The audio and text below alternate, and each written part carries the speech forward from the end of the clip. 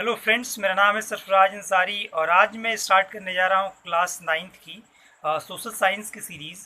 बच्चों, हम सबसे पहले बात करेंगे ज्योग्राफी के बारे में और ज्योग्राफी से स्टार्ट करेंगे हम लोग क्लास नाइन्थ की सोशल साइंस। और आज हमारा फर्स्ट चैप्टर रहेगा क्लास नाइन्थ का। ठीक है, क्लास नाइन्थ का फर्स्ट चैप्टर रहेगा। सो बच्चों, अगर आप हमारे इस चैनल पर पहली बार आए हैं तो प्लीज़ हमारे इस चैनल को सब्सक्राइब करें और अपने फ्रेंड सर्कल में इन वीडियो को शेयर करें ताकि और भी बच्चे इस वीडियो लेक्चर का लाभ ले सकें। पूरी तरह से एनसीईआरटी को हमने टारगेट करके ये वीडियो प्रिपेयर कर रखा है। ठीक है, सो पूरी प्लेलिस्ट दी जाएगी आपको क्लास नाइन्थ की सोशल साइंस से। आगे आने वाले टाइम में हम लोग मैथमेटिक्स, साइंस एंड इंग्लिश के भी सब्जेक्ट्स कंप्लीट करेंगे अपने इस चैनल पे।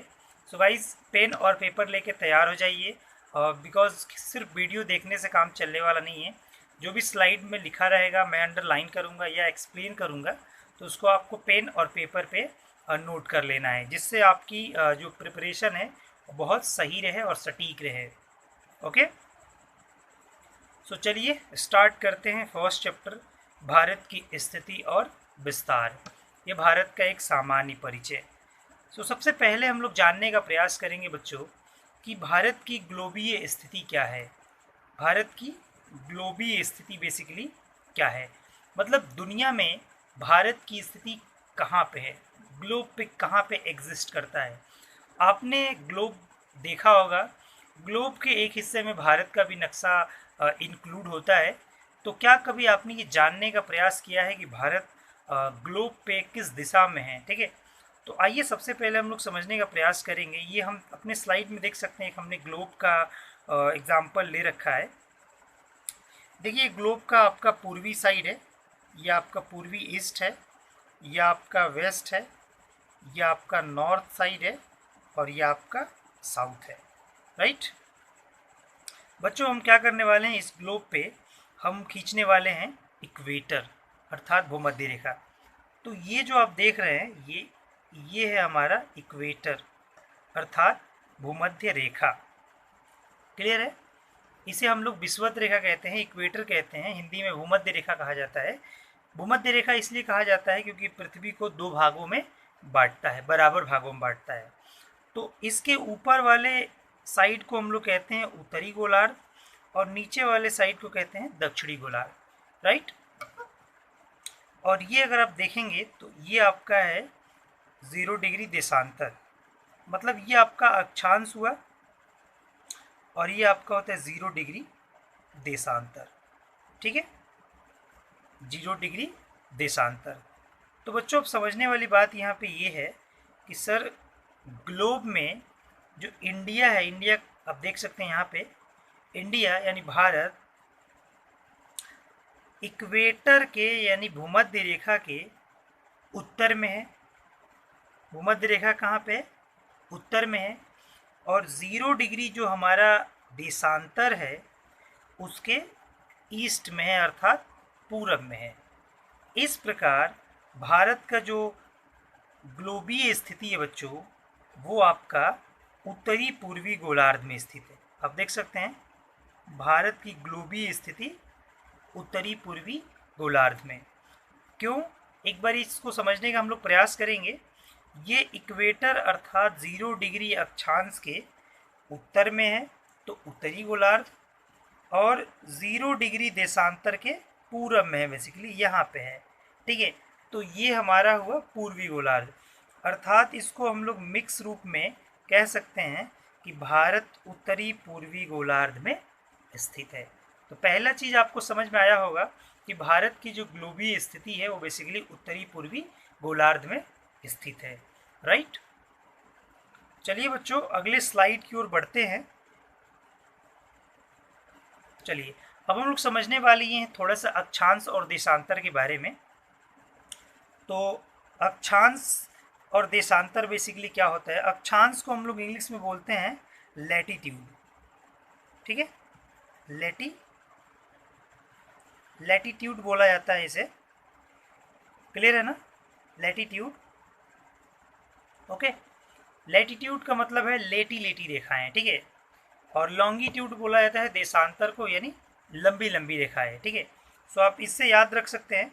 बट इम्पॉर्टेंट ये है कि हम ये जानने का प्रयास करें कि कुल हमारे अर्थ पे, जैसे आप देख सकते हैं, तो ये है आपका 0 डिग्री अक्षांश। 0 डिग्री अक्षांश ये हमारे पृथ्वी को दो भागों में बांटता है। नॉर्थ पोल अर्थात उत्तरी ध्रुव, मतलब बेसिकली इसको हम लोग उत्तरी गोलार्ध बोलते हैं, और इसको हम लोग दक्षिणी गोलार्ध बोलते हैं, राइट। ठीक है, ये आपका 0 डिग्री है भूमध्य रेखा, जिसे एक और नाम से हम लोग जानते हैं विषुवत रेखा, या इंग्लिश में इसे इक्वेटर कहा जाता है। और उत्तरी गोलार्ध में जो सबसे अंतिम बिंदु है उसको हम लोग नॉर्थ पोल कहते हैं, उत्तरी ध्रुव कहते हैं, और जो सबसे दक्षिण में है उसे हम लोग साउथ पोल या दक्षिणी ध्रुव बोलते हैं। ठीक है, अगर हम बात करें कुल अक्षांश की, तो कुल अक्षांश है आपका 181, 181। आइए समझने का प्रयास करते हैं कैसे ये 181 है। तो ये 0 डिग्री हमारा एक हो गया, और 0 डिग्री के ऊपर आपके 90 अक्षांश है, 90 तक आप देख सकते हैं, 0, 30, और ये आपका 90 अंतिम अक्षांश है। और ऐसे ही दक्षिणी गोलार्ध में 90 की संख्या में है। इस हिसाब से टोटल हमारे 181, 90, 90, 180 प्लस 1, 181 अक्षांश है। ठीक है, ध्यान रखिएगा 181 अक्षांश। तो ये अपने कॉपी में आप नोट कर लेंगे। अब एक चीज़ समझने वाले हैं बच्चों हम लोग अक्षांश और देशांतर की दृष्टि से, कुछ महत्वपूर्ण अक्षांश रेखाएं। जैसा कि मैंने आपको बताया कि जो भूमध्य रेखा है वो 0 डिग्री अक्षांश है आपका, ये याद रखने वाला पॉइंट है और इसे आप ध्यान रखेंगे। 23.5 डिग्री उत्तरी अक्षांश कहा जाता है कर्क रेखा को, 23.5 डिग्री, 23.5 डिग्री नॉर्थ। ये ध्यान रखिएगा क्योंकि 0 डिग्री के ये ऊपर है, इसीलिए इसे नॉर्थ अर्थात उत्तरी अक्षांश कहा जाता है। 23.5 डिग्री साउथ में आपका है मकर रेखा, ट्रॉपिक ऑफ कैप्रिकॉर्न। ये आपका होता है 23.5 डिग्री साउथ में, बिकॉज ये 0 डिग्री के इक्वेटर के साउथ में, इसीलिए इसको हम लोग 23.5 डिग्री साउथ कहते हैं बच्चों। ठीक है, तो उम्मीद है आपको ये चीज़ें धीरे धीरे समझ में आ रहा होगा, और आप अपने कॉपी में फिगर बना के नोट डाउन भी करने का प्रयास करेंगे। ठीक है, तो चलिए थोड़ा सा अब हम लोग समझने वाले हैं देशांतर के बारे में, कि देशांतर बेसिकली क्या है। ठीक है, देखिए ये जो ग्लोब है आपका, पृथ्वी का एक नक्शा है, बेसिकली ग्लोबीय नक्शा है, जिसमें दो रेखाएं खींची गई हैं, एक क्षैतिज रेखा है और एक ऊर्ध्वाधर रेखा है।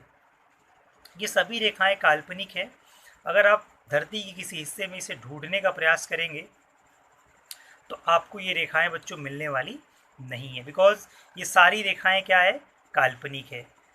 ओके, सो कुछ हम लोग समझने वाले हैं देशांतर रेखाओं के बारे में, यानी लॉन्गिट्यूड इसे कहा जाता है। लॉन्गिट्यूड अर्थात लंबी लंबी रेखाएं। ठीक है, तो हमने ये जैसे आप देख सकते हैं नॉर्थ पोल से साउथ पोल की ओर खींची हुई ये रेखाएं, बेसिकली क्या है, ये देशांतर रेखाएं हैं।